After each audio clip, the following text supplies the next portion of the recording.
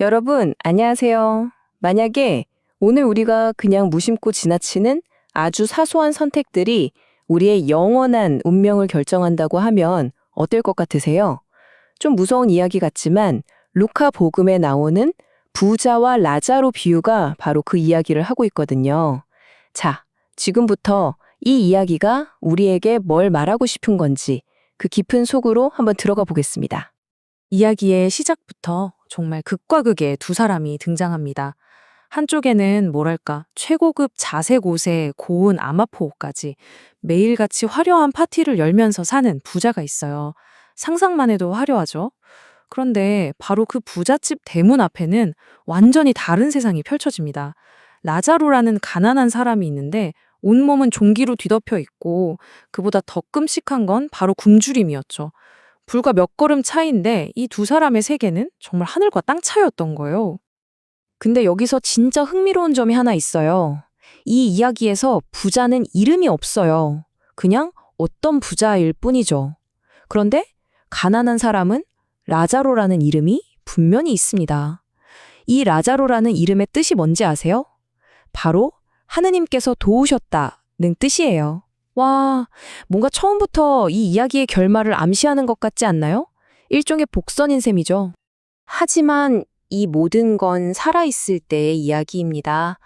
죽음이라는 게 찾아오자마자 이 모든 상황이 정말 180도, 아니, 완전히, 그리고 영원히 뒤바뀌어 버립니다. 자, 그럼 죽음 너머에서는 어떤 일이 벌어질까요?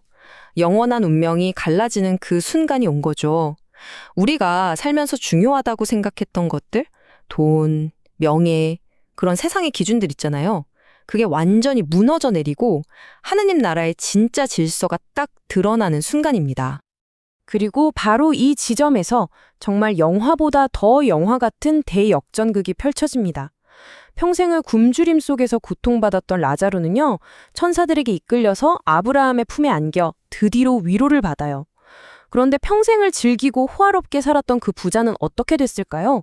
저승의 불길 속에서 말로 다 할 수 없는 고통을 겪게 됩니다. 말 그대로 지상에서의 삶이 완전하게 거꾸로 되짚인 거죠.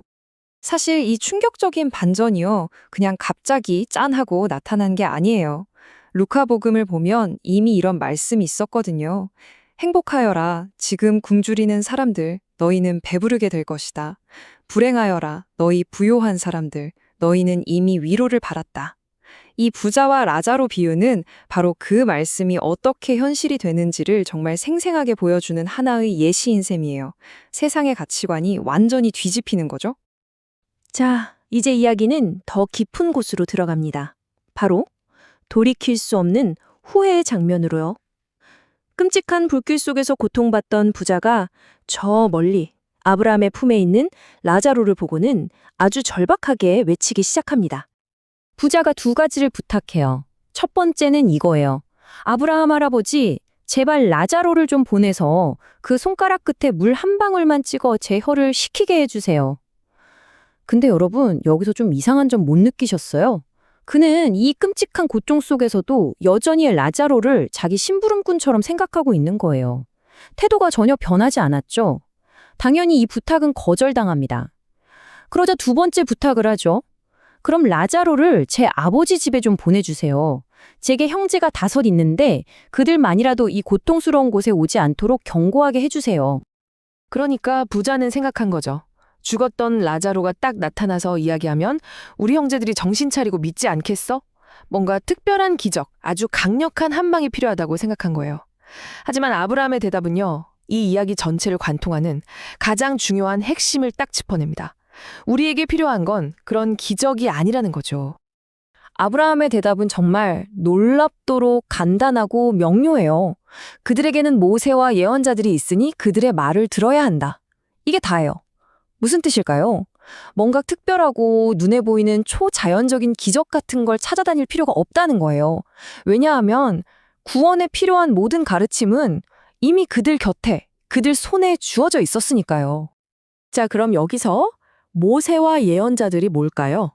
이건 바로 당시 유다인들이 가지고 있던 성경, 그러니까 지금의 구약 성경을 가리키는 말입니다. 그 성경 안에 내 이웃을 사랑해라.